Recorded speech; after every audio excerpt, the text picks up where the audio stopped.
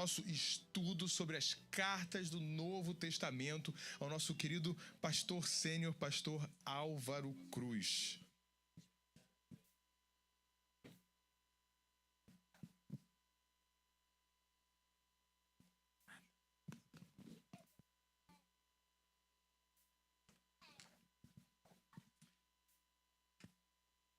Boa noite, querida igreja. A alegria é muito grande podermos estar juntos aqui, mas hoje aqui com a presença especial do nosso querido pastor Johannes, que veio importado diretamente da Alemanha aqui para a West Palm Beach, e é sempre uma alegria imensa quando nós podemos estar juntos. Nós estamos, queridos, estudando sobre as cartas paulinas, as cartas de Paulo. E hoje eu quero dar continuidade à nossa meditação sobre a primeira carta de Paulo aos crentes da cidade de Corinto. Corinto é uma cidade na Grécia.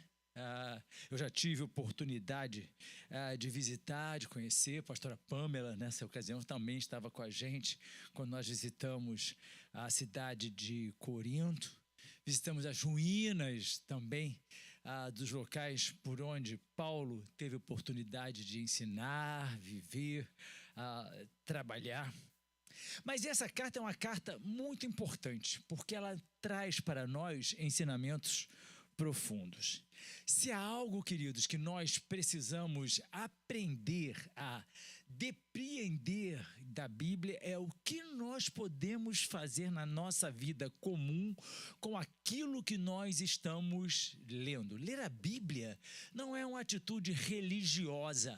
Ler a Bíblia não é uma atitude mística ou esotérica. Ler a Bíblia é a gente aprender a retirar dali aquilo que vai nutrir a nossa vida no nosso cotidiano, a nossa vida espiritual. Que a nossa vida espiritual é o que nós temos de mais importante, é a base de todas as coisas. Eu costumo mencionar que às vezes as pessoas pensam que elas têm a sua vida profissional, a sua vida familiar, a sua vida social e também a sua vida espiritual.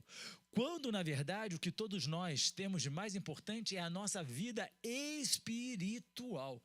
E sobre a nossa vida espiritual, nós construímos, então, a nossa vida familiar, a nossa vida profissional, a nossa vida relacional, porque tudo está baseado na nossa vida espiritual. Então, eu quero pensar com você nesta noite sobre o tema edificando a vida espiritual, crescendo em maturidade. Para nós introduzirmos na nossa meditação, eu gostaria que você imaginasse uma criança de 10 anos. Muitos de vocês têm filhos, alguns que já passaram por essa idade, outros que estão se aproximando, e alguns, como a Zéia, que está bastante distante ainda de ter 10 anos de idade. Mas a gente não espera que uma criança de 10 anos se comporte, por exemplo, como um bebê. A gente não espera que uma criança de 10 anos chore por qualquer coisa, que faça birra quando contrariada, que se comporte de uma forma mimada. A gente espera que uma criança de 10 anos seja uma criança normal, ou seja, que ela tenha crescido. E o crescimento, da mesma forma que é esperado de uma criança, Deus espera que nós cresçamos também na nossa vida espiritual. A nossa vida espiritual é uma caminhada. Nós começamos como criança na nossa caminhada espiritual, mas nós precisamos amadurecer, nós precisamos ser transformados, nós precisamos crescer, nós precisamos amadurecer, nós precisamos ser diferenciados a cada dia daquele ou daquela que iniciou a sua caminhada na vida espiritual. É muito triste você ver pessoas que às vezes têm tanto tantos anos que dizem frequentar igreja, ou até mesmo tantos anos que já aceitaram a Jesus Cristo, mas elas continuam tendo o mesmo comportamento, elas não são transformadas, elas não crescem, elas não amadurecem, elas são como esta criança de 10 anos que eu mencionei, que se comporta como um neném de 2 anos de idade. E a pergunta que a gente precisa fazer é: será que nós estamos crescendo espiritualmente ou nós só estamos frequentando igreja? Nós somos crentes que amadurecem, crentes que avançam na sua vida espiritual, ou nós somos apenas formais frequentadores de culto? A gente vem à igreja, a gente ouve a mensagem, a gente louva e vamos embora e continuamos da mesma forma. Na nossa igreja no Rio de Janeiro, há algum tempo, nós tínhamos uma criança que estava avançando em idade, mas ela não avançava em estatura. E aí nós sugerimos aos pais que encaminhassem a um médico, e aquela criança começou então um tratamento. Por quê? Porque se olhava para ela e dizia: ele tem 10, 12 anos, mas ele não tem o tamanho compatível, ele parece uma criança de 6 anos. E quando o tratamento veio com a série de medicações que foram sendo ministradas, aquela criança começou a se desenvolver, começou a crescer, e hoje você olha e ela tem um tamanho compatível com a idade. Da mesma forma acontece com a nossa vida espiritual.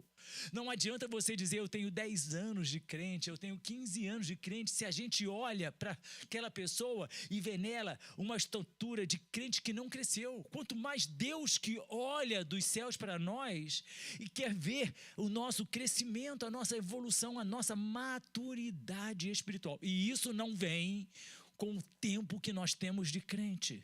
E isso não vem com o tempo em que a gente ocupa os assentos da igreja. E é isso que Paulo vai mostrar para mim e para você. Ele nos faz um convite ao crescimento, um convite à maturidade, um convite para que nós não permaneçamos da mesma forma, para que nós não nos conformemos, para que nós busquemos, sim, esse amadurecimento, essa edificação da nossa vida espiritual. Porque existe o perigo da imaturidade espiritual. Vamos ler os 3 primeiros versículos do capítulo 3 desta primeira carta de Paulo aos crentes na cidade de Corinto. Irmãos, não pude falar a vocês como a espirituais, mas como a carnais, como a crianças em Cristo. Dei a vocês leite, não alimento sólido, pois não estavam em condições de recebê-lo. Tampouco agora estão, porque ainda são carnais. Pois, visto que há inveja e desavenças entre vocês, não é certo que são carnais e estão agindo meramente com critérios humanos? Paulo está escrevendo para crentes, e Paulo se direciona a eles e os chama de carnais.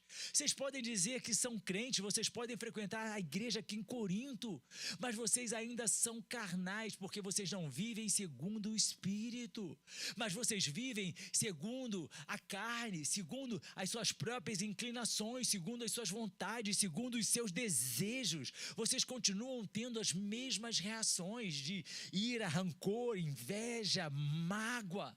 E aí ele diz: olha, eu não posso falar a vocês como espirituais, porque vocês na verdade ainda não são. Não basta a gente dizer que é crente para que nós tenhamos uma vida espiritual, ou seja, uma vida relacional com Deus. Tem muito crente que não tem vida relacional com Deus, ele tem um título tão somente. E Paulo diz assim: olha, eu não posso falar com você como uma pessoa espiritual. Ele está dizendo: porque vocês não são espirituais, vocês são carnais. E ele diz mais ainda: vocês são como crianças em Cristo. E ele diz: dê a vocês leite, e não pude dar alimento sólido. Ou seja, eu não pude trazer para você algo mais consistente, algo que aprofundasse a fé de vocês, algo que revelasse a vocês o Deus em quem nós cremos, porque vocês só podem tomar leite.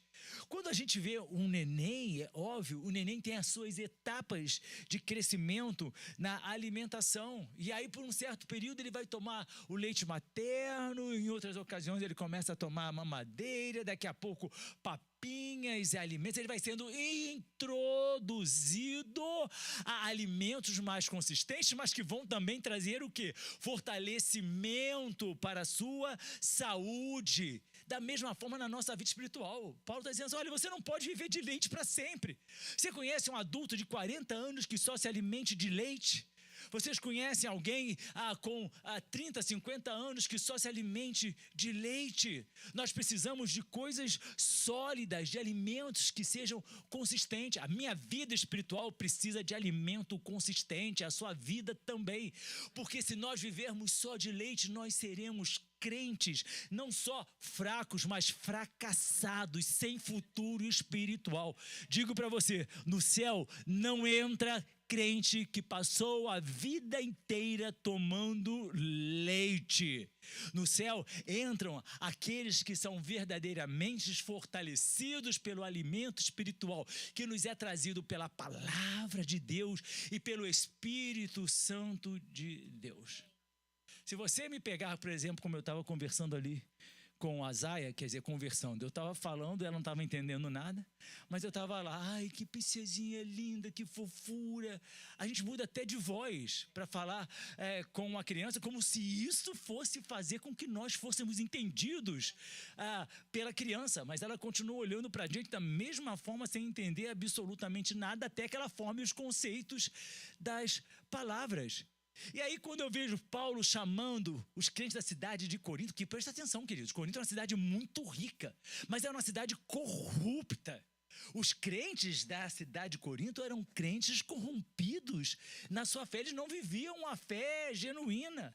Eles ainda eram crentes totalmente mergulhados em sentimentos humanos, em busca daquilo que trouxesse para eles o reconhecimento que eles buscavam para as suas próprias inclinações. E aí eu vejo exatamente como se Deus tivesse que falar: Álvaro, tchucu-tchucu, lindinho do Deusinho, que fofula você é.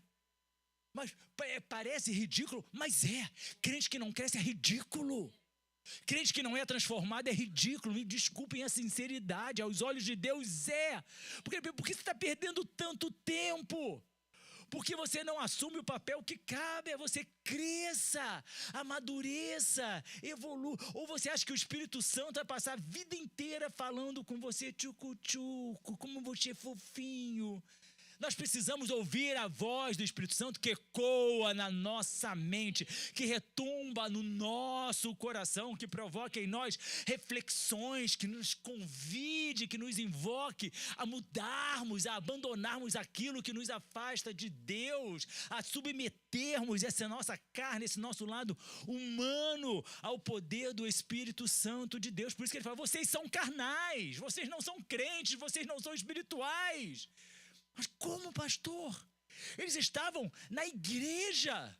Tanto é que Paulo escreve uma carta para eles. Mas não é porque eles estavam na igreja que eles eram espirituais. E vejam bem, ser chamados de carnais, Paulo estava dizendo, vocês vivem com ciúmes, vocês vivem com contendas, vocês vivem com invejas, vocês vivem com divisões, vocês vivem com fofoca, vocês vivem com ingratidão, porque assim era a igreja na cidade de Corinto. Nós sabemos que uma criança, ela briga por qualquer coisa, ela chora por pirulito, ela quer tudo do jeito que ela quer, que os pais façam todas as suas vontades, mas um adulto agindo assim é estranho. Se eu vejo um adulto agindo assim, eu falo assim, interna essa pessoa, porque esse cara é doente mental.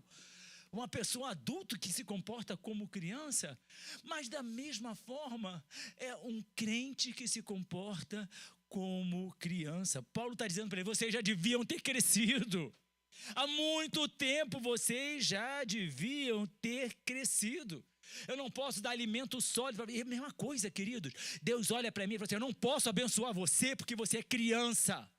Quem de vocês, em sã consciência, vai dar, mesmo podendo, você vai entregar, Suzy e Carlinhos, um carro na mão do Vitor, mesmo vocês podendo comprar? É claro que não. Primeiro, porque ele não vai saber o que fazer com esse carro. E segundo, se ele arrancar com esse carro, certamente ele vai colidir e pode causar uma tragédia da mesma forma. Deus olha para mim e fala assim, Álvaro, eu queria muito abençoar você. Eu queria abençoar você de uma forma plena, intensa, mas você não vai saber lidar com essa bênção, porque você é criança, você ainda é carnal, você ainda não cresceu. Nós tolhemos a Deus de nos abençoar da forma que o seu coração deseja, porque nós não estamos em condições de usufruirmos, administrarmos e sorvermos esta bênção que Ele tem para dar a cada um de nós. Para que nós sejamos abençoados, nós precisamos crescer. A cada fase do nosso crescimento, nós estamos em condições de recebermos algo de Deus para nós. Assim como um menino de 10 anos não está em condições de se casar, mas quando ele chega aos 25, 30 anos, ele já está em condições de se casar. Da mesma forma, qual é a sua idade espiritual? E quando eu pergunto isso, não é quanto tempo você tem de igreja, não. Qual é a sua idade espiritual? Qual é a sua maturidade espiritual? Como é que você reage quando os problemas da vida confrontam você? Você realmente vai buscar aos pés de Deus a resposta? Ou você vai se comportar como tantos frustrados, às vezes entristecido? Como é que você reage quando a vida coloca diante de você caminhos que você tem que decidir se vai trilhar ou não? Você vai simplesmente fazer prós e contras para poder avaliar para que lado pende a balança, ou você vai buscar aos pés do Senhor a vontade de Deus, mesmo quando tudo parece ser vantajoso para você? Como é que você vive diante de Deus? De uma forma sincera, ou você é um ator ou uma atriz que representa um papel diante das pessoas, mas que diante de Deus nós não podemos representar? Deus nos conhece na integridade. Você me conhece de me encontrar aqui às quintas-feiras, de me encontrar aqui aos domingos, e assim, eventualmente, quando eu estou com a minha esposa neste país, nesta igreja. Mas Deus me conhece na profundidade, na realidade do que eu sou. Ele sabe perfeitamente quem eu sou, o que eu sinto, o que eu penso, de que forma eu me comporto, e da mesma forma você. Nós podemos enganar as pessoas, mas nós não temos como enganar a Deus. Porque a maturidade espiritual, queridos, ela aparece não nas palavras. Tem muita gente que sabe falar um evangeliquez bonito. É muito fácil você saber quando uma pessoa, você supõe que ela seja crente, porque ela usa palavras que todo crente usa. Ai, e Deus te abençoe, que a graça do Senhor esteja sobre você. E você pensa, oxe, essa pessoa é crente. E muitas vezes a gente começa a mensurar também que aquela pessoa é muito espiritual pelas palavras. Quero lembrar a você que a Bíblia nos traz um exemplo clássico de um homem que nós passamos a chamar do jovem rico ou do jovem mancebo. Aquele homem chegou até Jesus com uma retórica maravilhosa, maravilhosa. Bom mestre, o que devo eu fazer para ser um seguidor teu? Veja bem que lindo expressar isso em palavras. Eu quero ser um seguidor teu, ó mestre, ó Messias, ó Filho de Deus, eu quero ser um seguidor.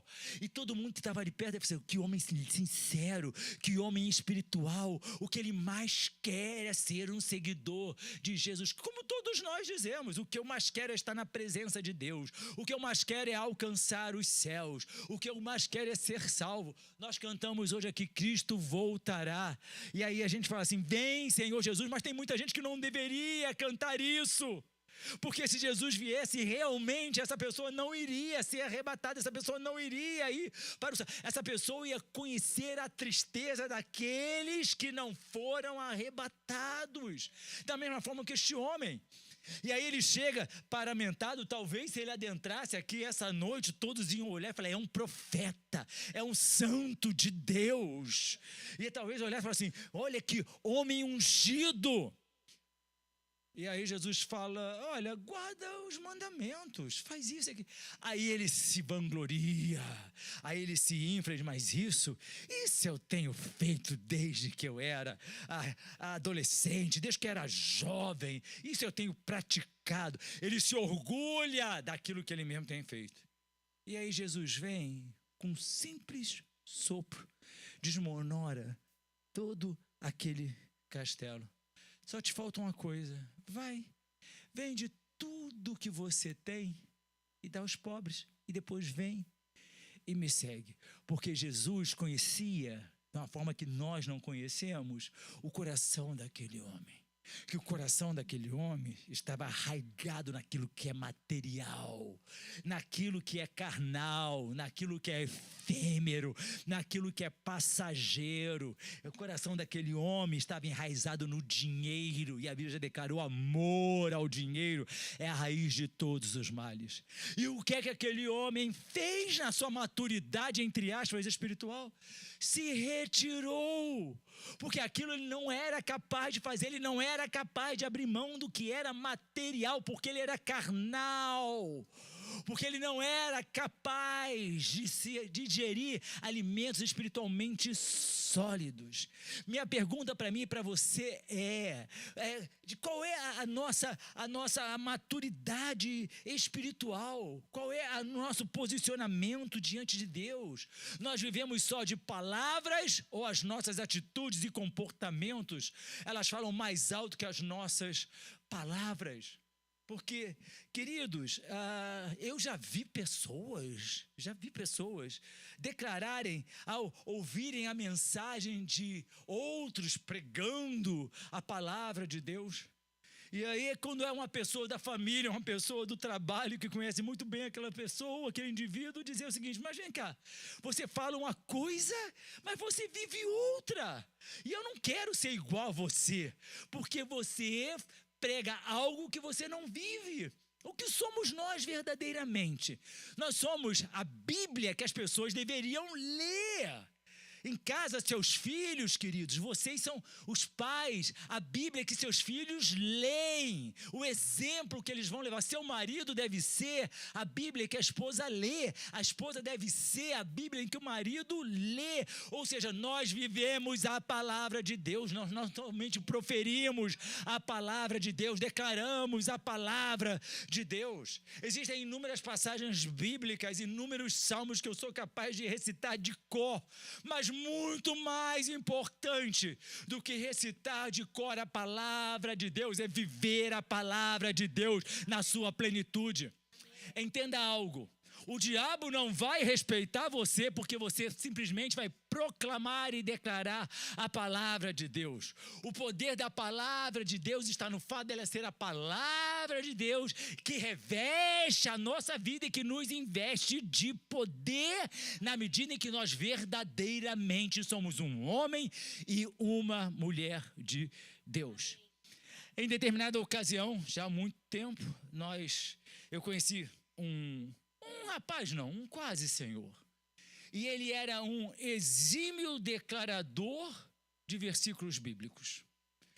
Ele abria a boca e, o Senhor é meu pastor, nada me faltará. Salmo 23, versículo 1. Aquele que habita no esconderijo do Altíssimo, a sombra do Onipotente descansará. Salmo 91, versículo 1. Porque Deus amou o mundo de tal maneira, João 3,16. Mas a vida daquele homem era o caos. Aquele homem sabia, presta atenção, muito de Bíblia? Não. Aquele homem tinha capacidade de decorar versículos bíblicos, mas tinha a incapacidade total e plena de viver aquilo que ele mesmo declarava. Mais importante do que você saber versículos de cor, e é muito bom que você saiba, mas mais importante do que isso é você viver verdadeiramente a palavra de Deus. As pessoas não precisam ouvir o som das palavras que você profere, mas as pessoas querem ver nas suas atitudes, nos seus comportamentos, no seu olhar, nas suas reações à verdadeira palavra de Deus. Conta-se que um homem chegou para sua esposa e declarou: eu sou um homem de Deus há mais de 20 anos. Há mais de 20 anos que eu sirvo e adoro a Deus. E a sua esposa virou para ele e disse assim: você tem 1 ano de experiência repetido 20 vezes. Ou seja, há 20 anos que ele era a mesma pessoa. E é isso que a gente quer ser? Quando você encontra um adulto que tem 50 anos com o raciocínio de uma criança de 6 anos, você no mínimo vai dizer o quê? É retardado mental. E existe muito crente retardado espiritual, exatamente assim. São retardados espirituais. E para nós chegarmos aos céus, nós precisamos ser sãos de espírito, a nossa alma precisa ser saudável. O fundamento da vida cristã, Paulo vem e nos apresenta nos versículos 10 a 11 deste mesmo 3º capítulo, quando ele diz assim: conforme a graça de Deus que me foi concedida, eu, como sábio construtor, lancei o alicerce, e outro está construindo sobre ele. Contudo, veja cada um como constrói, porque ninguém pode pôr outro alicerce além do que já está posto, que é Jesus Cristo. Paulo diz: ninguém pode colocar outro fundamento além de Jesus Cristo. A casa pode ser até bonita por fora, mas se o alicerce for fraco, ela vai ruir. Ontem eu estava conversando com pessoas queridas, pastor Thomas e pastora Pâmela estavam juntos, e essa pessoa narrou que um conhecido dela, numa cidade do interior do Brasil, resolveu construir uma casa e, ao utilizar tijolos de forma a economizar dinheiro, ao invés de colocar os tijolos na horizontal um sobre o outro, resolveu, de uma forma inteligentíssima, brilhante, colocar os tijolos na vertical, um em cima do outro. Qualquer um de nós, a despeito de não sermos engenheiros civis, ao olharmos uma pessoa colocando tijolos na vertical um sobre o outro, já ia dizer: essa casa não vai ser sustentada, essa casa não vai ter estrutura, porque essa casa não tem alicerce. Dito e feito, a casa rachou toda.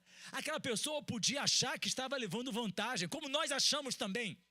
Nós não nos comportamos como crentes, nós achamos que estamos levando vantagens sobre o Espírito Santo, sobre Deus, sobre o pastor, sobre a igreja, porque as pessoas não nos conhecem verdadeiramente. Mas uma casa que não tem alicerce não vai se sustentar. Uma fé que não tem fundamento, ela não se sustenta. Em determinado momento ela vai desmoronar. Em determinado momento a máscara do pseudo, do cristão fake, ela vai cair. Porque, queridos, o que nos adianta nós aparentarmos ser algo que nós não somos? Deus quer essência, Deus quer verdade, Deus não quer aparência. Vamos nos lembrar que quando Samuel foi ungir a Davi, rei no lugar de Saul, e ele se deparou primeiro com os filhos fortíssimos, de compleição física avantajada de Jessé, e ele disse: parece um rei, eu vou ungir esse.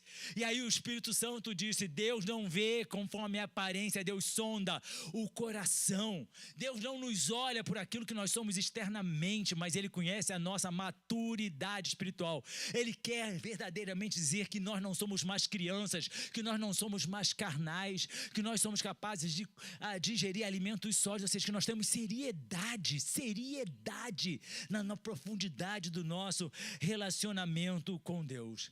A nossa vida está construída em quê? A nossa vida está construída em quê? Tem muita gente que constrói seu relacionamento com Deus esperando aquilo que Deus pode dar em troca. Tem muita gente que quer ter o seu relacionamento com Deus, esperando que Ele vá abençoar financeiramente, que Ele vai dar dinheiro, que Ele vai dar propriedades, que Ele vai acrescentar patrimônio. Tem outras pessoas que querem construir o seu relacionamento com Deus, achando que Deus vai poder trazer para elas um conforto emocional, ou até mesmo vai poder trazer para elas uma certa facilidade em termos de relacionamentos sociais. Existem aqueles que são os caçadores de bênção. Eles querem buscar a Deus porque estão caçando bênçãos que Deus pode dar. E é muito interessante, sabe por quê? A Bíblia não diz que a gente corre atrás de bênção. A Bíblia diz que as bênçãos do Senhor seguirão.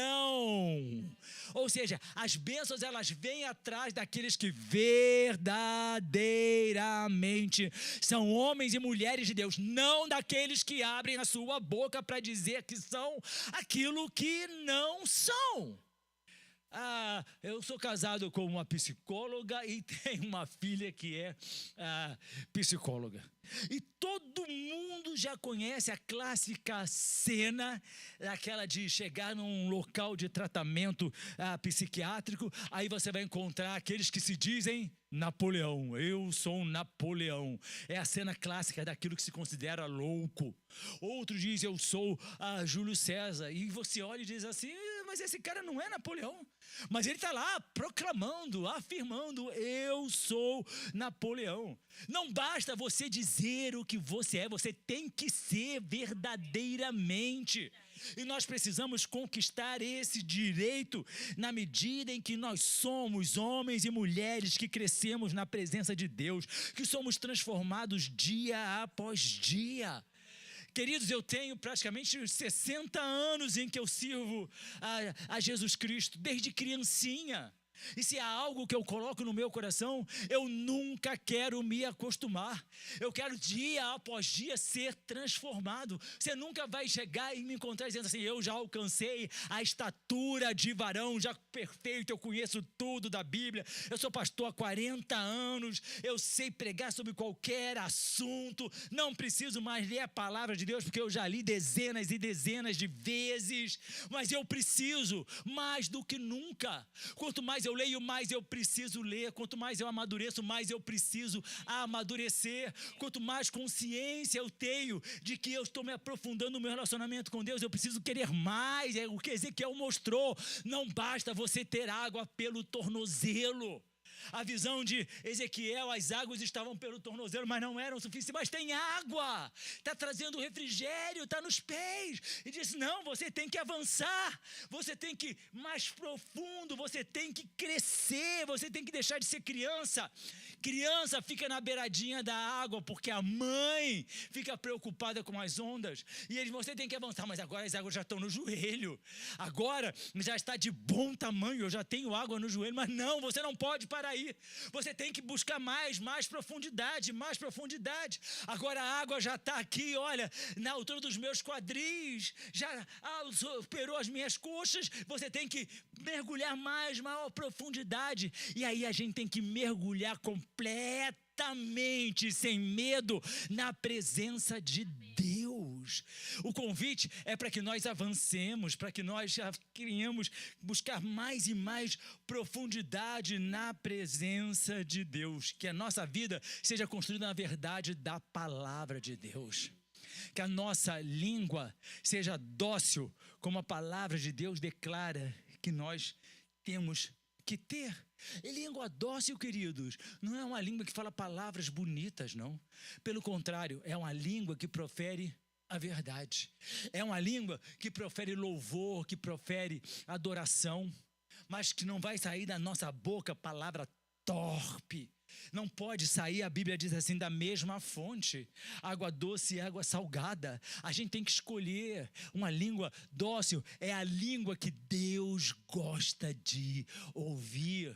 Um coração que seja puro, um coração que seja perdoador, por maior que seja a ofensa, por maior que seja a agressão, um coração que é capaz de perdoar, mesmo machucado ainda, mesmo doendo ainda, mas é capaz de perdoar.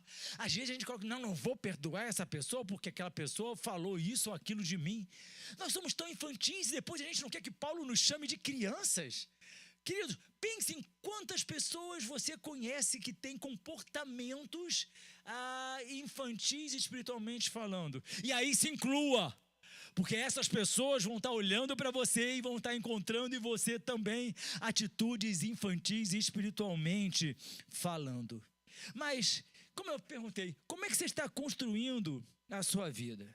Vamos aos versículos 12 e 15, que diz assim.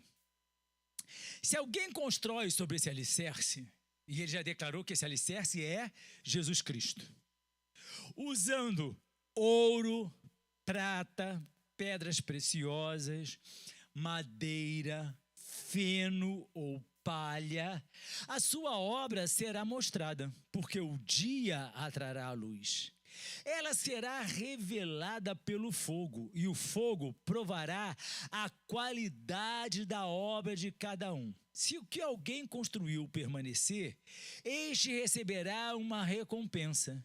Se a obra que alguém construiu for consumida, este sofrerá prejuízo, contudo será salvo como alguém que escapa através do fogo.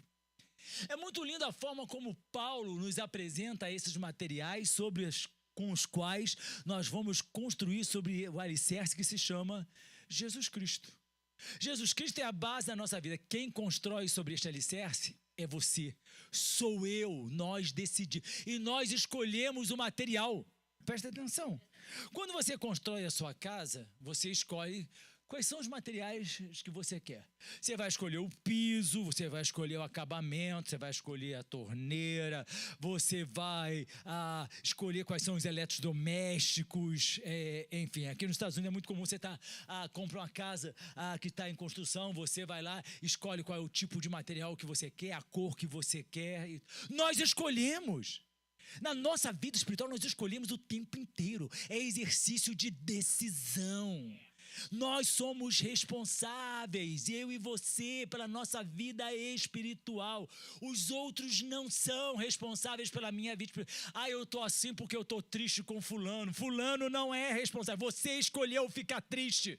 Por mais doloroso que tenha sido algo que aquela pessoa tenha feito, eu decidi adotar aquele posicionamento. Eu decidi me afastar de Deus, eu decidi me afastar da igreja, eu decidi parar de orar, eu decidi parar de dizimar. Eu fiz as minhas escolhas e eu sou responsável por essas escolhas. Por isso que Paulo está falando assim, olha, você vai poder escolher que material você quer.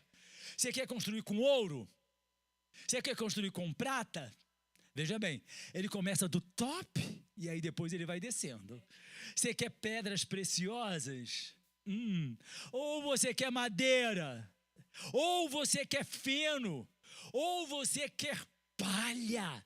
Ele vai desde o ouro até a palha. Todos são os comportamentos na nossa vida espiritual. O que ele está dizendo é que nem todos que estão na casa de Deus constroem com ouro.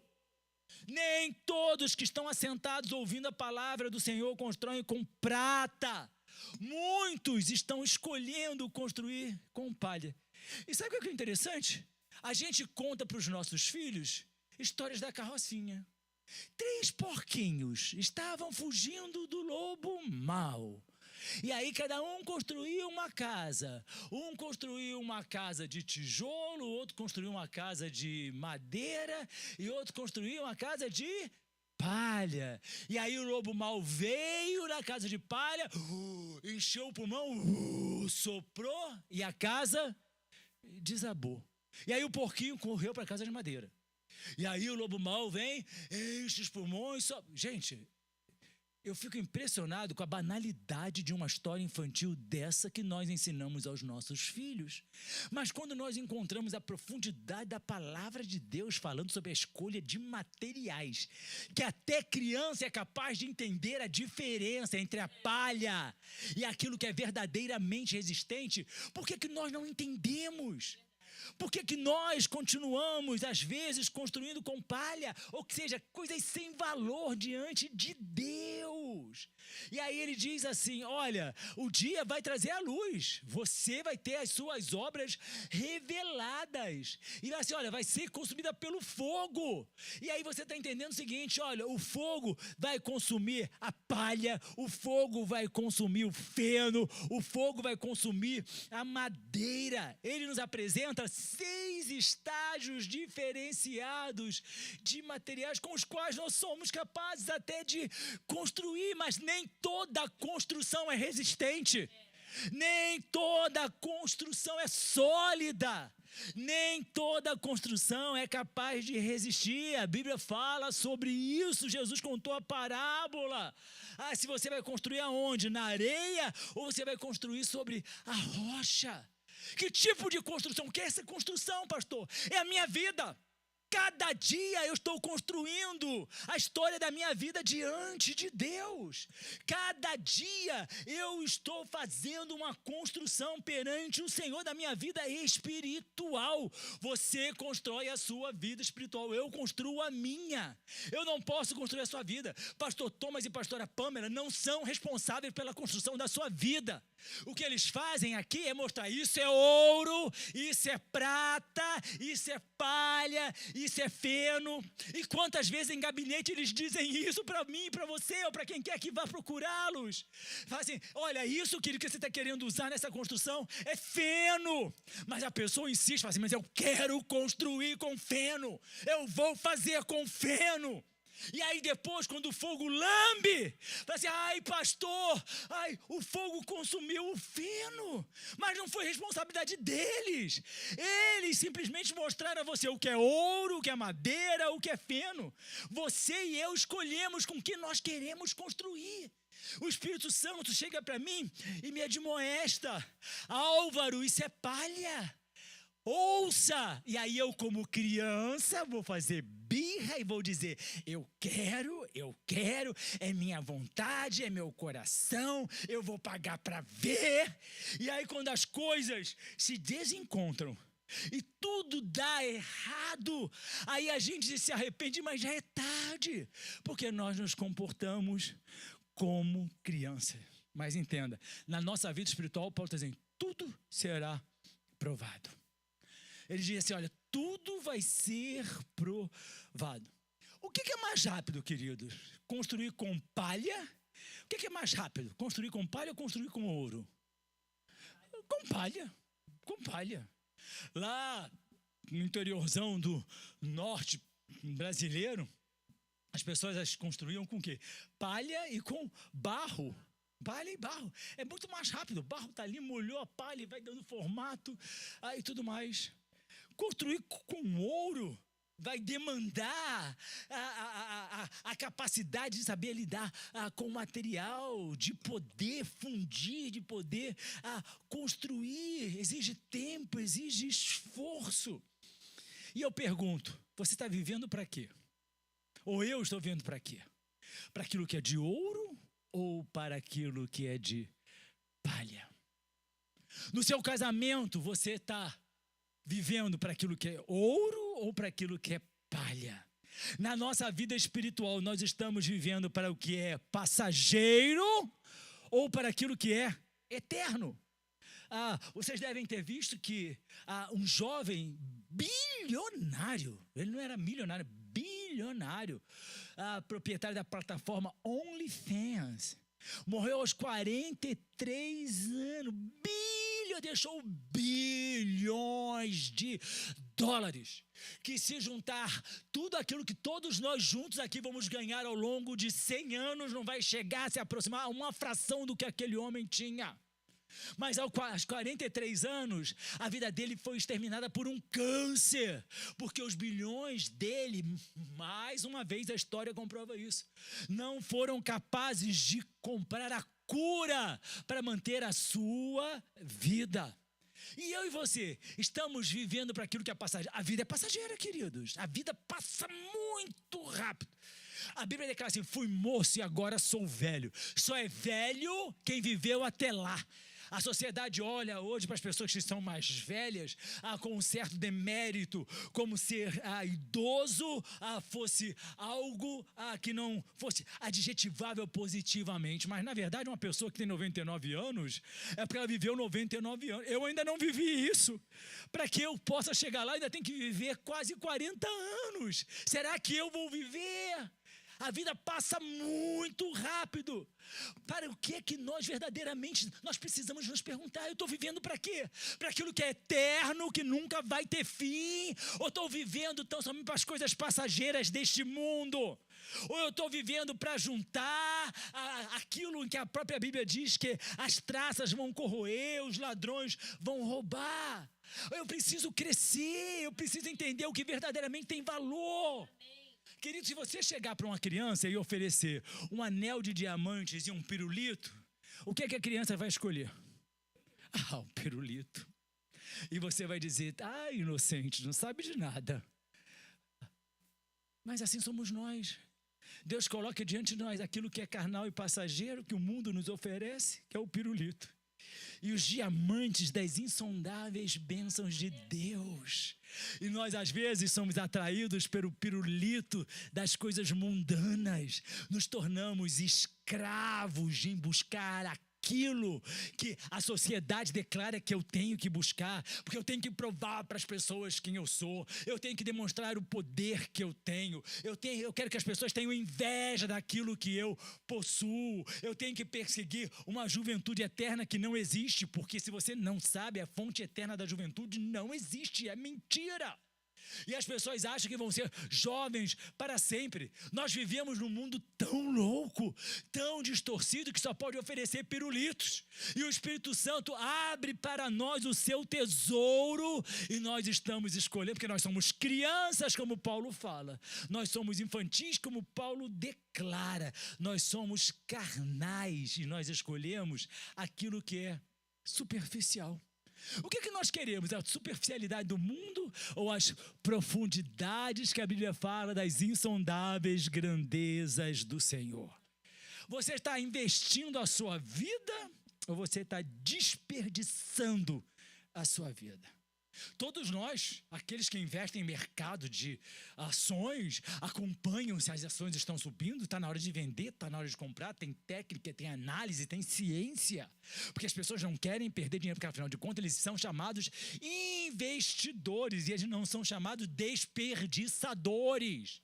Ninguém vai manter o seu recurso financeiro em um investimento que tão somente está trazendo prejuízo. A pessoa vai tirar e vai procurar algo que possa lhe trazer rendimento. E na nossa vida, nós estamos investindo o tempo que Deus nos deu ou nós estamos desperdiçando o tempo? Eu não quero desperdiçar meu tempo, eu não quero viver segundo os valores deste mundo, eu não quero viver segundo aquilo que a sociedade declara que eu tenho que viver, que eu tenho que ser, ou que as pessoas vão dizer. Eu não estou preocupado com o que as pessoas vão dizer, com o que as pessoas vão pensar. Eu quero saber o que Deus diz de mim, o que Deus pensa sobre mim, o que o Espírito Santo vê em mim. É isso e nós não estamos preocupados com isso. Nós estamos preocupados verdadeiramente, às vezes, em ser superficiais e desperdiçadores. Nem tudo que ocupa a nossa vida, nem tudo, tem valor eterno. A nossa vida, ela é efêmera e passageira. Por isso, queridos, eu quero terminar nessa noite.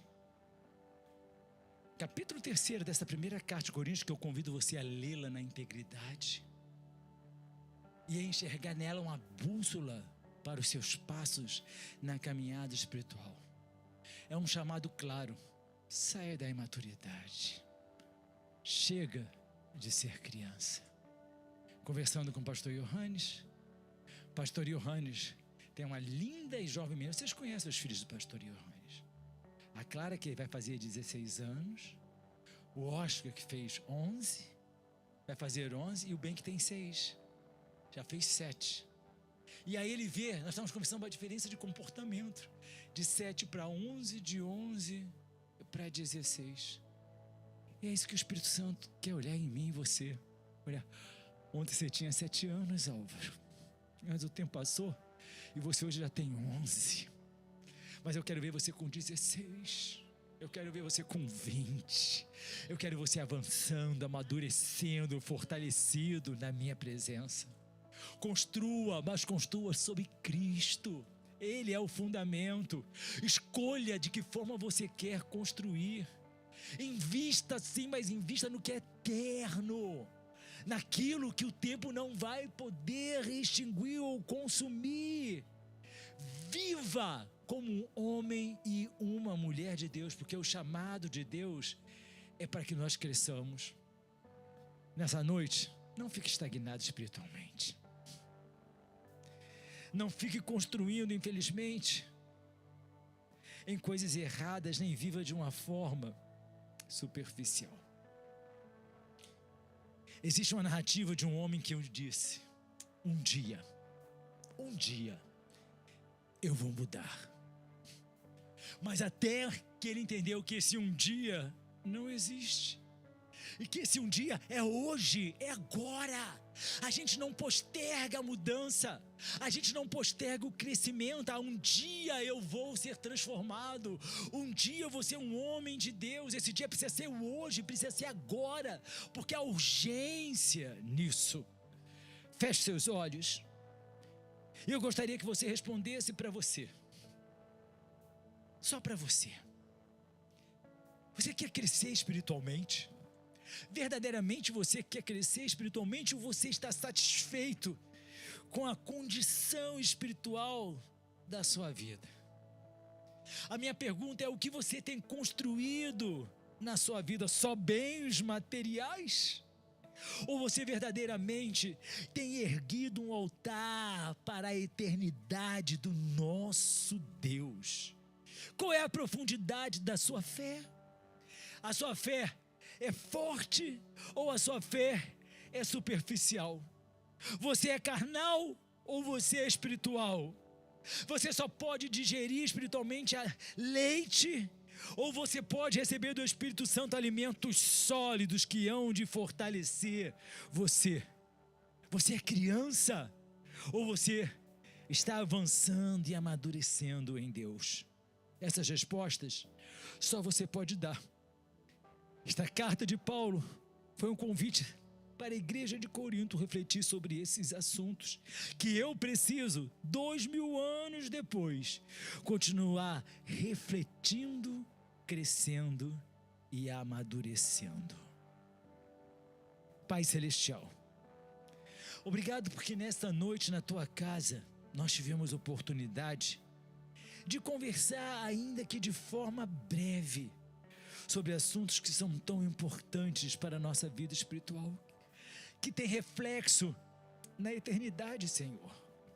Nós não queremos passar a nossa vida, que é tão frágil, que é tão breve, que é tão efêmera, Senhor, construindo de forma errada, construindo com materiais errados, Senhor Deus. Mas que nós sejamos amadurecidos, mas que nós sejamos fortalecidos espiritualmente suficiente para discernirmos as nossas decisões, as nossas escolhas. E para que nós venhamos a fazer escolhas que verdadeiramente alcancem a eternidade. Que nós possamos ter a nossa vida espiritual, não a superficialidade daqueles que se alimentam de leite, porque nós queremos viver cada vez mais uma fé profunda, uma fé arraigada, uma fé indelével daqueles que verdadeiramente conhecem ao Senhor como Deus. Nós queremos, ó Pai Celestial, construir diante do Senhor, para que, como Paulo escreveu, no dia em que a nossa construção sobre o firmamento que é Jesus Cristo, sobre o alicerce que é Jesus Cristo, a nossa construção for chamada para ser provada, que ela possa resistir ao fogo, porque verdadeiramente nós construímos de forma sábia. Ajuda-nos, Senhor, a tomarmos a decisão, e hoje nós queremos declarar Nós queremos crescer espiritualmente, Senhor. Não nos deixe ficar estagnados, não nos deixe nos conformarmos com o nosso status, Senhor. Mas muda, Senhor Deus, a nossa forma de entender para que nós possamos fazer escolhas. Porque nós oramos equivocadamente, pedimos ao Espírito Santo que nos transforme, quando na verdade nós somos transformados pelas nossas escolhas e as nossas decisões. E o Espírito Santo só nos traz a graça necessária para que nós possamos colocar no exercício a decisão da transformação que nós escolhemos. Que assim seja na nossa vida, que nós não venhamos a ser como os crentes da cidade de Corinto, mas que nós possamos olhar para eles, Senhor, e como espelho possamos enxergar aquilo que precisamos consertar, rejeitar, aperfeiçoar e amadurecer em nossas vidas. Assim nós oramos no nome de Jesus e juntos nós dizemos amém.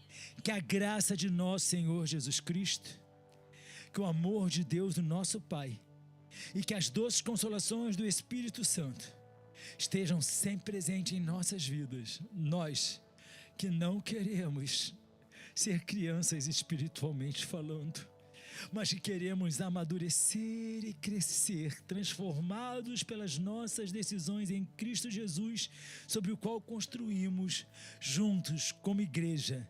No nome de Jesus nós dizemos amém. Este foi o nosso culto de quinta-feira. Deus abençoe você. Até domingo no nosso Palm Sunday, se Deus assim permitir.